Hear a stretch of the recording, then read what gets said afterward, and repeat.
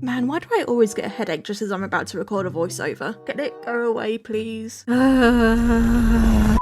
Hey guys, I'm Drago and I have some very sad news. It turns out that FNAF AR is officially closing down. I think we all saw that coming from a mile away. They had been silent on this game for like 2 years, it was bound to happen. Yep, in an official statement, Illumix has announced that they are officially shutting down the game, all servers will be gone and the game will no longer be available to download and play. Kinda sad really, I have a lot of good memories of this game. I met a lot of close friends through it, who I'm still friends with to this day. Played it a lot when it first came out, but it sort of got to a point where my devices couldn't handle it anymore sadly, and it just crashed constantly. My biggest achievement though was getting Springtrap suit and CPU on the same go in only 3 attempts. That's my biggest achievement. Anyway, so say goodbye to AR, I made this piece of art. I hope you guys enjoy. To start off with, I did what I always do, which is get a model and pose it. It just helps me get the angles and stuff right, especially when I'm in a state that I have been in recently where I've just felt so ill. But it's like my body won't actually become ill, but it's like it's trying to fight something off and it's just making me feel like cack anyway.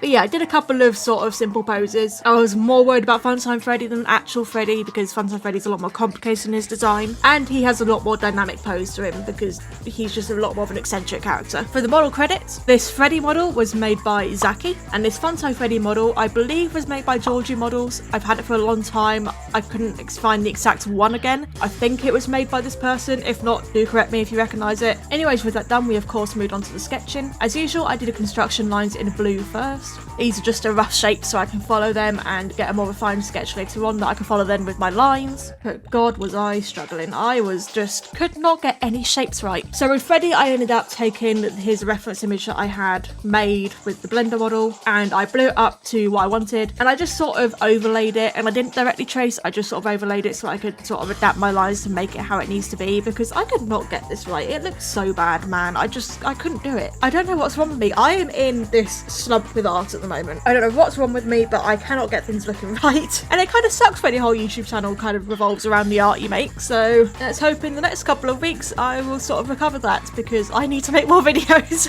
for you guys. Then it's got even worse when I moved on to Funtime Freddy. I had no chance. It just wasn't happening. So yes, I'm sorry, and I hate that I had to do this, but I did kind of do some direct tracing. Oh god, here come the boos. Oh no, oh dear. Yeah, it kind of sucks that I had to do this to even just get something remotely looking good. But the way I see it, it's a reference image that I made. I didn't take it off Google. I didn't steal it from anyone. I've credited the model. Yeah, I promise I'll try my best not to do this again in the future. I feel so bad for doing it, but I didn't know what else to do at the time. Going on to a refined sketch. I didn't trace anything. This was all by hand. Just saying trace feels like a dirty word. I hate it. I want to scrub myself off for having done that. I don't like it. But yeah, in doing the refined sketch, I just basically use the reference images, follow them closely. It's what they're there for, really, and I highly recommend using reference images in your art if you feel like you're not getting where you want to be. Very helpful. Even maybe try the method that I use if it's a character that's got a 3D model you can download.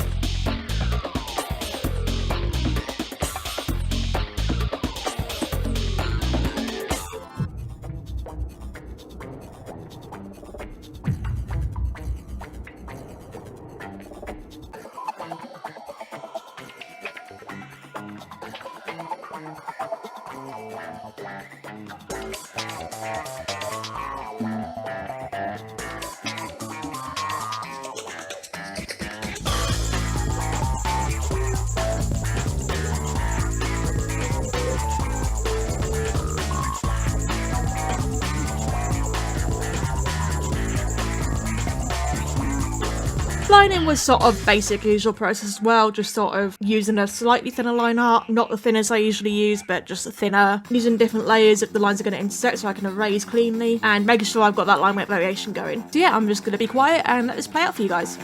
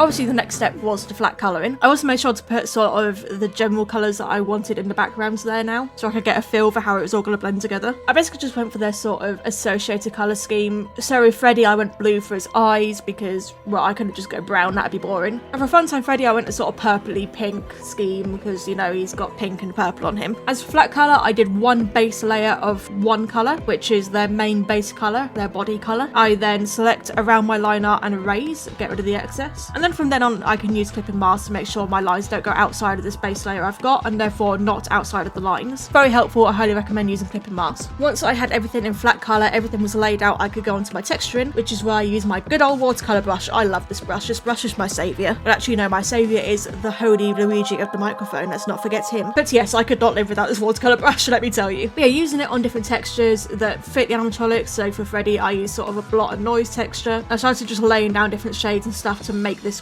gritty texture that he's got. This AR Freddy is quite different from the original FNAF 1 Freddy in that his suit isn't soft. I know in game they call it a plush suit, but they call like the toys and the Fun Times a plush suit as well, so you know, whatever.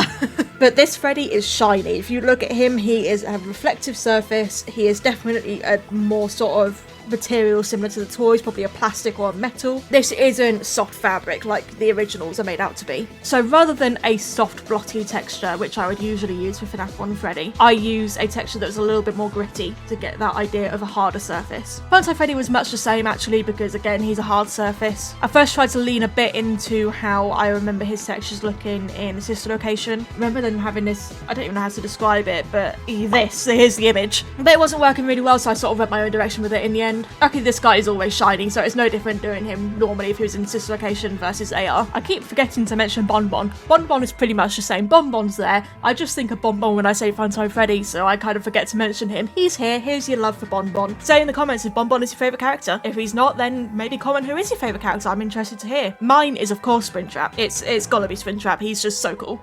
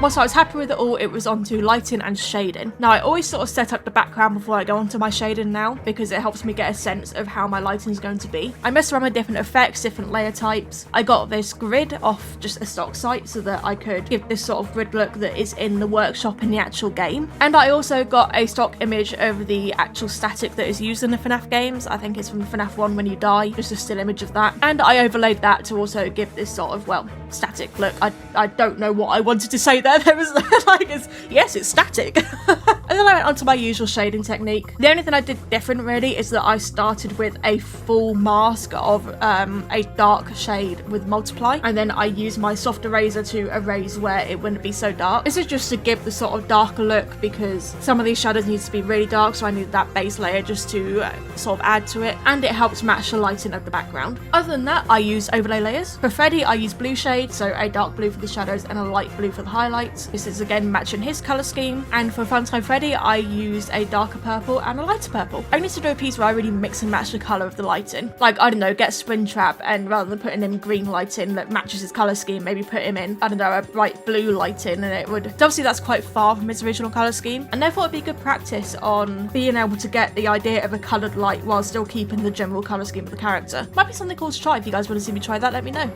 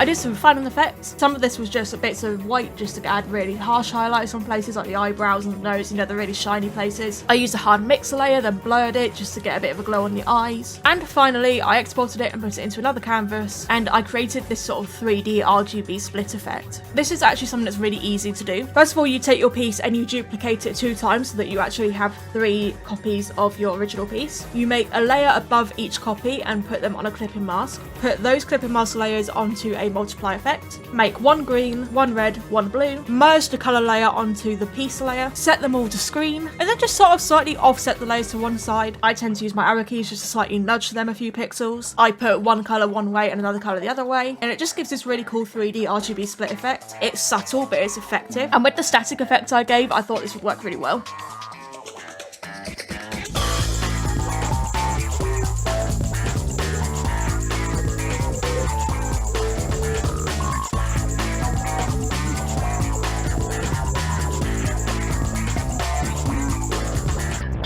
And there we have it. That is my final send-off to FNAF AR. Once again, it's sad to see this game go, but I think we all saw it coming. I don't really think it's a surprise to anyone. Hopefully in the future we get some really more cool FNAF projects. I mean, we've got this Into the Pit game coming soon, which looks really good already. So yeah, while one thing is gone and it's sad to say goodbye to it, it is also cool to look forward to the future in what we might get. This has opened a doorway to so many things. Let me know down below, did you guys play FNAF AR? What's your greatest achievement in it? Did you get everything? And how do you feel about it shutting down? I'd love to hear your guys' thoughts. But anyway, that's it for today. Sorry if I sounded a bit air in this video. I've got a pounding headache, but I need to get this done for Friday, so I don't want to disappoint you guys and miss a day of an upload, so I'm getting this done.